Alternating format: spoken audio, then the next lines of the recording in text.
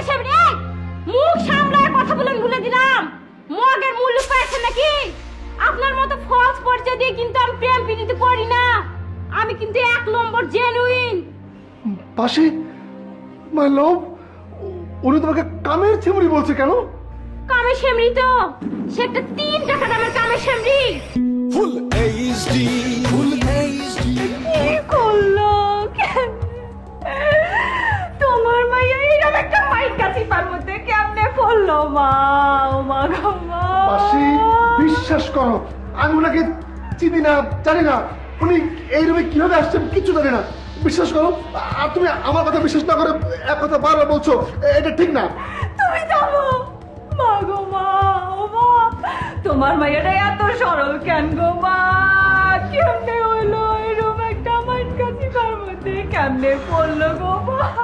পাশি এই যে কি দেখেন, এত বলেন না কেন? আপনি কে, কিভাবে এখানে এসছেন, আপনি কোথেকে এসছেন সব বলেন বলেন। শুনেন, আমি কে, কি, কেন, কত প্রকার কি কি এই যে ফাটাবাসি খুব ভালো মতো করে জানে তো।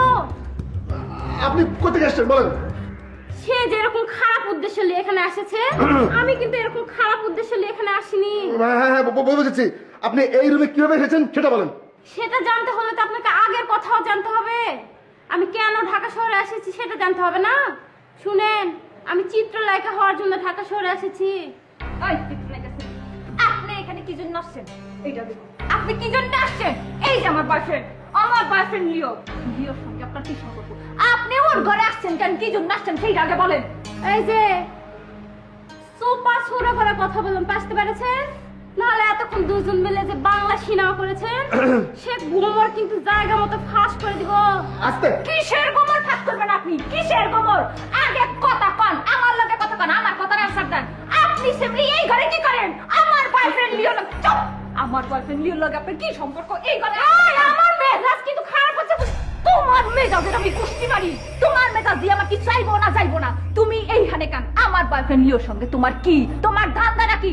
কথা কর না, এলে কইলাম তোমার চুলের মুঠিরা ধইরা সোপা ধইরা থপড়াইয়া দেওয়ালের সঙ্গে কিন্তু সোপড়াই শ্বাস করে দিমু, হামান করে দিমু। কই তোর কামে সামনে মুখ সামলায় কথা বলেন ভুলে দিলাম। মগের মূল্য পাইছেন নাকি? আপনার মতো ফলস পরিচয় দিয়ে কিন্তু আমি প্রেম প্রীতি করি না। আমি কিন্তু এক নম্বর জেনুইন। পাশে মাই লাভ, উনি তোমাকে কামের ছেমড়ি বলছে কেন? কামে সামরি তো সে একটা 3 টাকা দামের কামে সামরি। বাঁচতে পারেছে, খুব ভালোভাবে বাঁচতে পারেছে। শোনো, ওর কথা তুমি হইল না। ও তো আমাকে বাসায় আশ্রয় নিতে এসেছিল। ওই যে চাপাই থেকে আইছে চিত্রনায়িকা হওয়ার ফিল্মে আমাকে বাসায় এসে আশ্রয় নিচ্ছে। ওর কথা কানে তোলানোর কোনো দরকারই নাই। ও কি বুঝবে? আপা আমার নিজের বোনের মতো ভালোবাসে, নিজের বোনের চাইতেও বেশি ভালোবাসে। আচ্ছা তুমি বলো, পৃথিবীতে প্রেম, ভালোবাসা, প্রীতি, এগুলো ভালো লাগা, এগুলো কোনো মূল্য নাই, কোনো দাম নাই। তুমি আমার যেরকম ভালোবাসো, যে পরিমাণ ভালোবাসো, আপা কিন্তু তার থেকে কোন অংশে আমার কম লাভ করে না।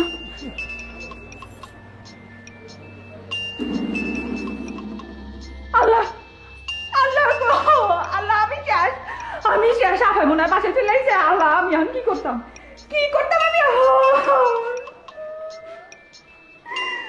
এত টেনশন নিচ্ছেন কেন? ফোন ধরে বলেন যে আপনি আমার সাথে বাইরে এসেছেন, আমি ম্যানেজ করে দিচ্ছি। হ্যালো, আসসালামু আলাইকুম আপা। আই কি হলো? বাসার দরজায় তালা কেন রূপু? আসলে হয়েছে কি আপা, বাসি আপাকে নিয়ে আমি আমার এক আত্মীয়র বাসায় এসেছি। আধা ঘন্টা 1 ঘন্টার মধ্যে বাসায় চলে আসবো। ঠিক আছে, ফোনটা তুমি বাসিকে দাও। জি আপা, এই যে কথা বলেন। আপা আমার কোনো দোষ নাই আপা, আমার মাফ করে দেন। মানে ভুল হয়ে গেছে, আমি তো কিছু করে নাই। হ্যাঁ, মাফ করব। তুমি এখনই বাসায় আসো। জি আপা, আইতেছি, এখনই আইতেছি আপা। আপা মানে সরি আপা, থ্যাংক ইউ, অনেক থ্যাংক ইউ আপা। মানে আপনি আজকে আমার বাসায় দিলেন, যা হয়েছে ওগুলো ভুলে যান আপা। চলেন না আপা, দাঁড়ায় রয়েছে, অনেক দেরি হয়ে যাবো। আল্লাহ বুঝেন আমার কপালে কি আছে। তারপরে চলেন আপা যাই। কিন্তু আমি তো ডিসিশন নিয়েছি, আমি আর ওই বাসায় যাব না, ডাইরেক্ট শুটিং এ চলে যাব। শুটিং এ চান্স পেয়ে গেছেন? শুনেন, ইচ্ছে থাকলেই উপায় হয়, কথাটা মনে রাখবেন, বুঝতে পেরেছেন? আচ্ছা চলেন, আপনাকে নিয়ে যেতে আগে, আপনি তো জবের ফ্যাসাদে পড়েছেন। আলিয়া ভাই শুনেন, আপনি রহমতকে বলবেন কিন্তু আমি আবার চলে আসবো এখানে। হ্যাঁ আপনি বলে দিবেন, চলেন।